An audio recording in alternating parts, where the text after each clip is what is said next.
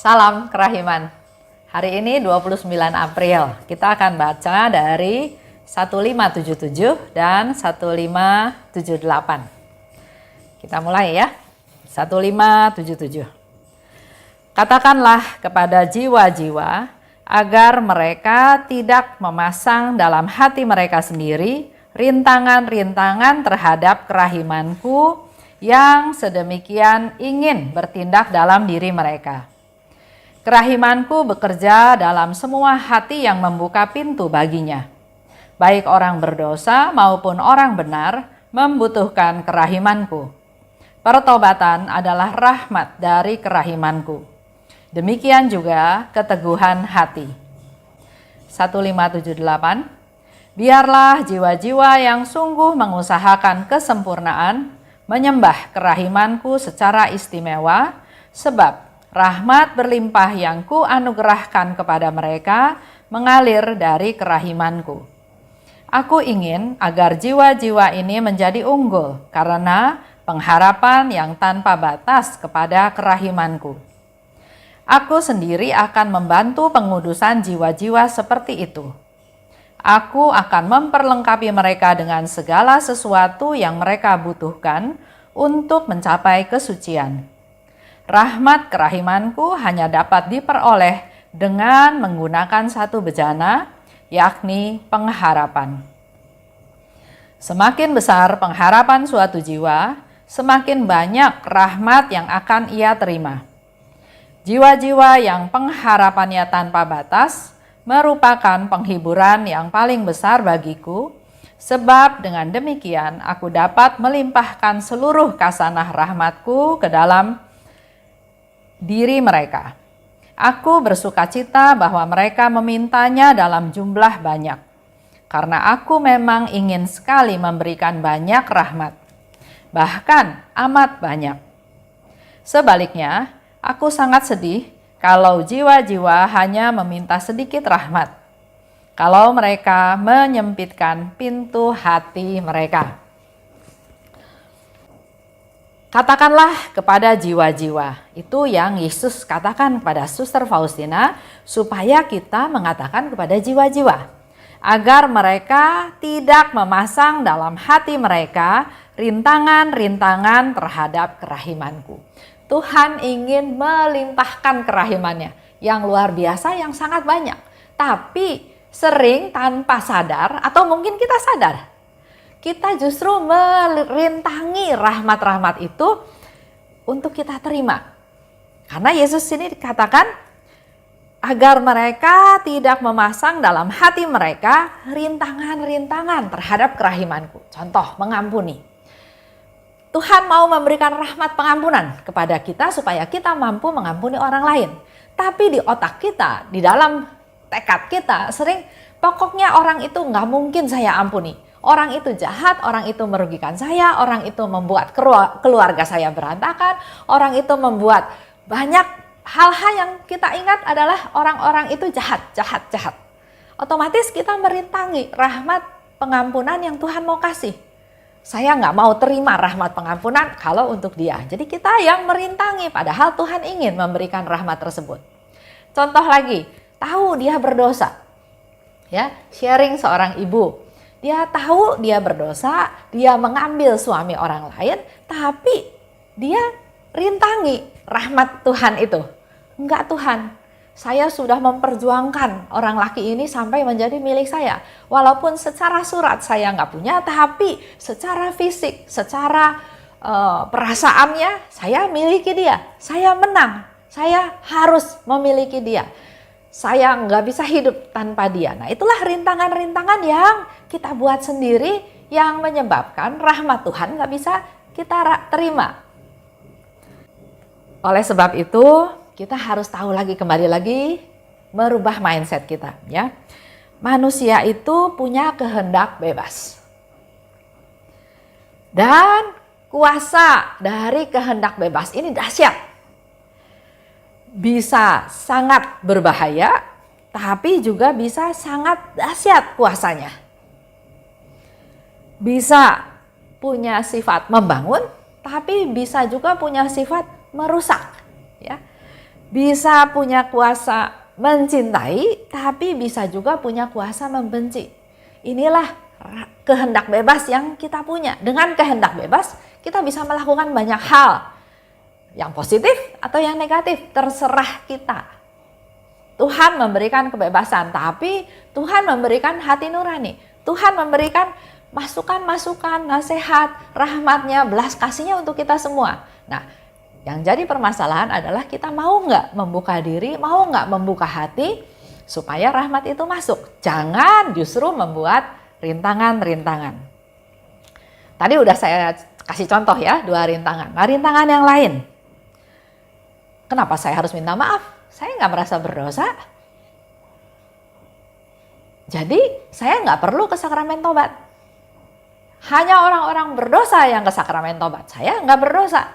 Seandainya saya melakukan kesalahan pun bukan saya penyebabnya. Orang itu yang menyebabkan saya melakukan seperti ini. Jadi dosanya dia yang tanggung. Contoh yang gampang, ada seorang bapak katakan seperti ini. Kalau saya nyeleweng, tapi disebabkan karena istri saya tidak melayani saya, dosanya bukan dosa saya. Dosanya istri saya nggak melayani saya, maka saya nyeleweng. Nah, itu kan pembenaran diri. Itulah yang disebut rintangan-rintangan. Ada lagi. Saya bisa kok jadi baik tanpa saya harus berdoa, tanpa saya harus ikut misa, tanpa saya harus terima sakramen tobat. Rintangan yang lain. Saya tidak mau ampuni orang yang pernah menghina saya. Jadi itu satu tekad yang salah ya. Pokoknya kalau dia saya nggak mau ampuni. Itu juga merupakan rintangan. Saya nggak peduli sama mereka kalau mereka nggak mau kenal Yesus. Mereka bisa baca, mereka bisa pergi ke gereja, mereka bisa ikut les agama. Tapi kalau mereka nggak mau ya bukan salah saya. Jangan salahin saya.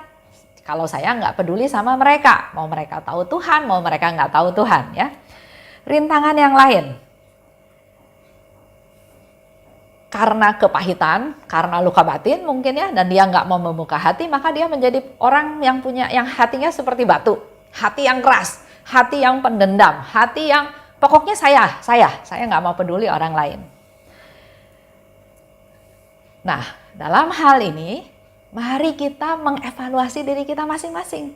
Yesus ada di depan pintu hati kita. Dia mengetuk pintu hati kita.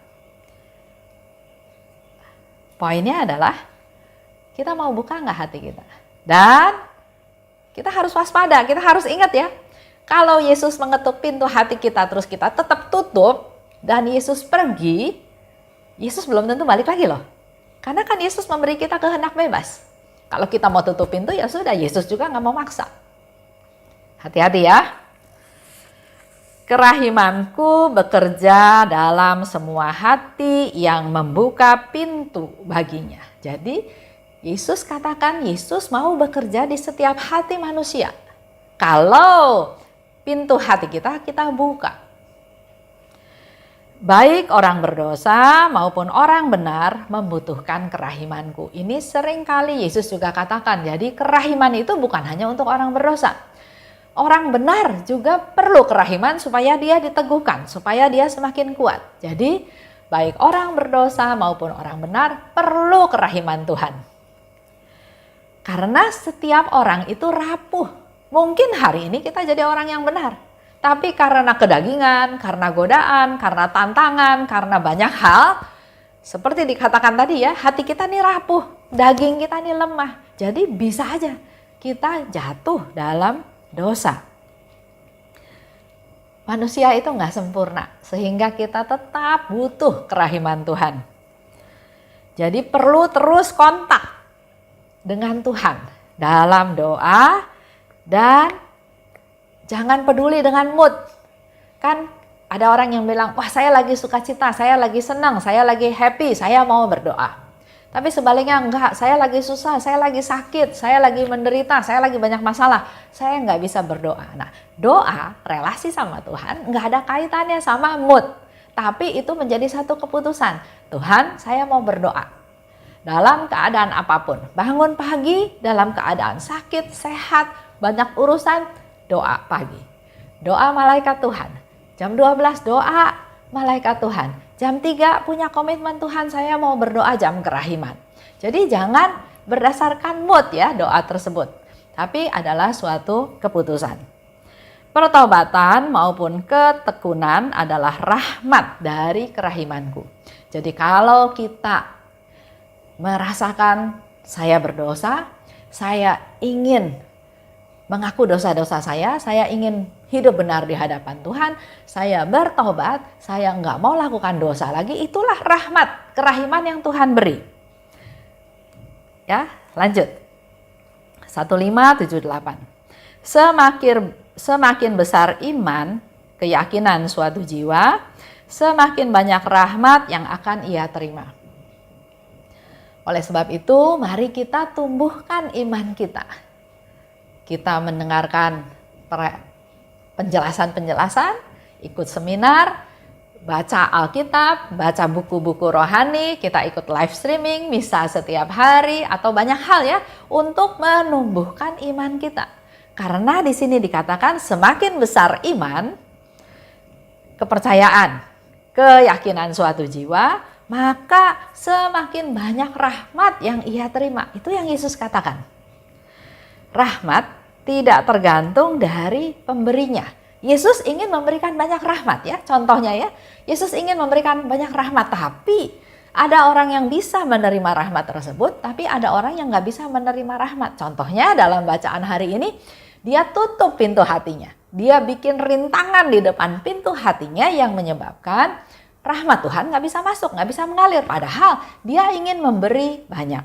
Jadi pemberian rahmat nggak hanya berkaitan dengan yang memberi rahmat, tapi juga tergantung dengan kesiapan kita yang akan menerimanya. Kita siap nggak?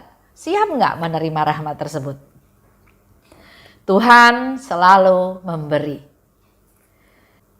Di Lukas 18 ayat 7, di situ ada tulisan ya. Tidakkah Allah akan membenarkan orang-orang pilihannya yang siang malam berseru kepadanya? Siang malam berseru kepadanya. Orang pilihan adalah orang yang menghargai setiap rahmat. Tuhan selalu memberikan dirinya.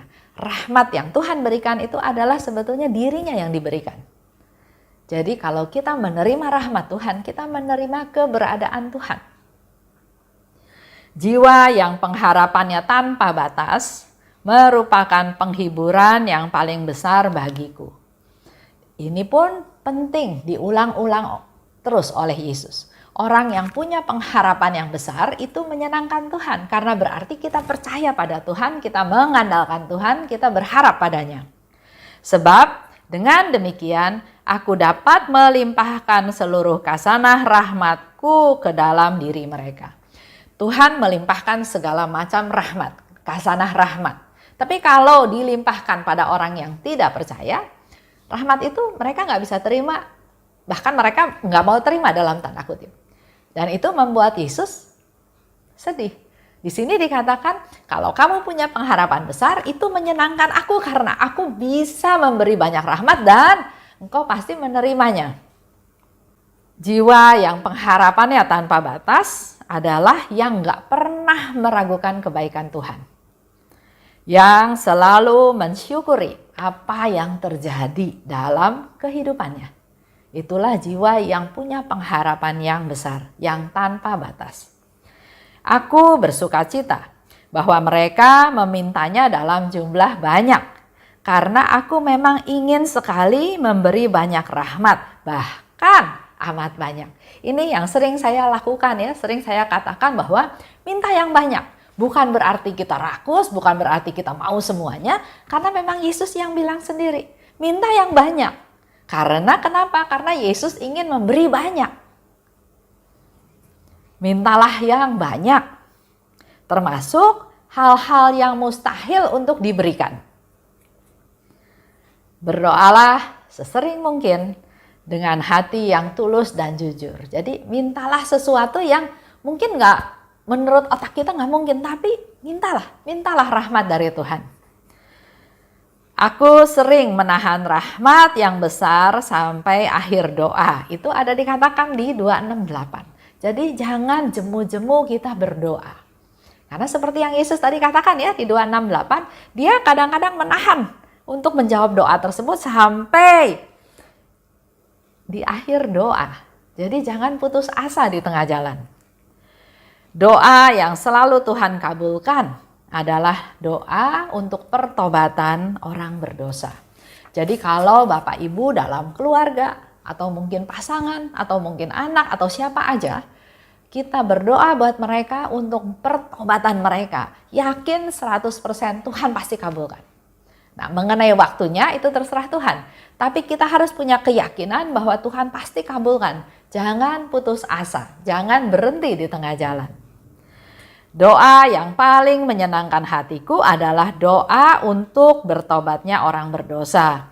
Dan doa semacam ini selalu didengarkan dan dijawab. Itu ada di 13:97. Berdosa mungkin pasangan kita ya, melakukan perbuatan yang nggak betul. Misalnya selingkuh, melakukan hal-hal yang nggak berkenan. Kalau kita nasihatin siapa kita? Kita juga berdosa ya. Suami belum tentu mau dengar istri ngomong ya, tapi berdoa. Karena Tuhan di sini sudah kasih solusi, sudah kasih jalan, doakan mereka supaya mereka mengalami rahmat pertobatan. Rahmat paling banyak ku anugerahkan pada jiwa yang merenungkan sengsaraku dengan penuh perasaan. Itu ada di 7:37. Jadi kalau kita ingin mendapat banyak rahmat, renungkanlah sengsara Tuhan. Lakukanlah jalan salib. Nanti di dalam jalan salib itu Bapak Ibu akan mendapat pencerahan-pencerahan yang tanpa kita duga Tuhan berikan rahmat-rahmat tersebut. Sebaliknya, aku sangat sedih kalau jiwa-jiwa hanya meminta sedikit rahmat. Kalau mereka menyempitkan pintu hati mereka. Jadi kalau Tuhan ingin kita punya hati yang terbuka, pintu hati yang terbuka, rahmat apa aja yang Tuhan mau beri kita terima, kita minta rahmat apa aja, semakin minta banyak semakin Tuhan senang. Tapi ada orang-orang yang menyempitkan pintu hati mereka, bukannya sedikit aja, dikasih rahmat banyak nggak mau, Tuhan saya cuma mau satu aja. Nah ini menyedihkan Tuhan.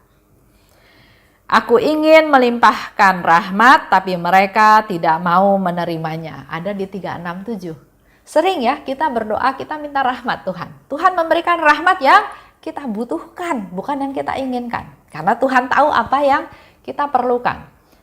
Tapi yang terjadi adalah Tuhan ingin memberikan banyak rahmat, tapi mereka nggak mau menerimanya. Contoh lagi, suami istri ya, misalnya suaminya melakukan perselingkuhan. Tapi suatu hari dia sadar bahwa dia bersalah dan dia mau kembali ke istrinya. Pilihannya ada di istrinya dengan kehendak bebas dia, apakah dia mau mengampuni dan menerima kembali si suami atau dia ingat semua kesalahan suami dan dia nggak mau terima. Itu ada kehendak bebas di si istri. Nah, dalam situasi ini Tuhan sangat tahu dan Tuhan ingin keluarga itu utuh kembali. Oleh sebab itu Tuhan memberikan rahmat. Rahmat kesabaran, rahmat kasih, rahmat pengampunan, rahmat murah hati kepada si istri supaya dia dimampukan untuk menerima kembali suaminya yang berdosa. Tapi yang terjadi apa? Yang terjadi istri nggak mau terima. Rahmat pengampunan, enggak bisa Tuhan, dia nggak bisa diampuni. Rahmat kasih, enggak, saya udah nggak ada kasih sama dia, saya udah benci sama dia. Rahmat yang lain, udah nggak mau. Kita yang menolak rahmat-rahmat tersebut. Dan ini Yesus katakan, aku ingin melimpahkan rahmat tapi mereka tidak mau menerimanya. Tapi di pihak lain, Tuhan kok hidup saya menderita, Tuhan kok suami saya selingkuh, Tuhan kok suami saya nggak bertanggung jawab, Tuhan kok suami saya pelihara perempuan lain. Kita sering komplain. Dan Tuhan memberikan solusi, memberikan rahmat, tapi kita nggak mau terima rahmat tersebut. Itu ada ya di 367.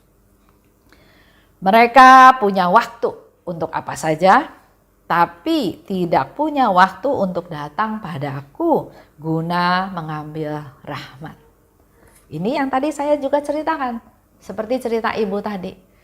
Dia punya banyak waktu untuk apa saja, untuk cerita suaminya jahat, cerita suaminya selingkuh, cerita atau menyelidiki suaminya itu pergi sama siapa saja, berusaha menangkap basah, dipamerin ke orang-orang bahwa suaminya berdosa, suaminya bersalah, dia punya waktu untuk hal tersebut.